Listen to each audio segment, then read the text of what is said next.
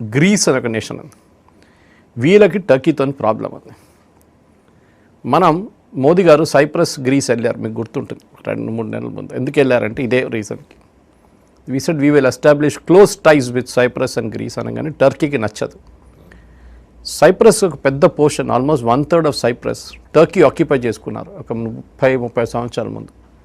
ఇవాళ దాకా ఎవరు దాని గురించి మాట్లాడలేదు. గాజా గురించి మాట్లాడతారు, దాని గురించి మాట్లాడతారు, అన్నీ చేస్తారు, కానీ ఈ కంప్లీట్ 1/3 ఆఫ్ సైప్రస్ వాళ్ళు ఆక్యుపై చేసి అక్కడ ఉన్న వాళ్ళని మొత్తం తెరిమి కొట్టారు వాళ్ళు. సైప్రస్ క్రిస్టియన్స్ని అక్కడి నుంచి ఆల్మోస్ట్ 1.5 lakh పీపుల్ని అక్కడి నుంచి తెరిమి కొట్టి ఎవరు ప్రపంచ పోలీస్ మాట్లాడలేదు దాని గురించి. సేమ్ విత్ గ్రీస్ మీద కూడా ఇట్లనే అత్యాచారాలు చేశారు వాళ్ళు, టర్కీ వాళ్ళు. ఇప్పుడు ఇజ్రాయెల్ ఏం చేశారంటే దీనికన్నా ముందు జరిగిన న్యూస్ ఎవరు బయటికి రాలేదు ఎక్కువ.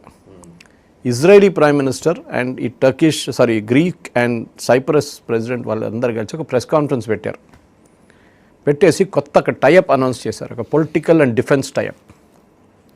వీళ్ళు ముగ్గురు.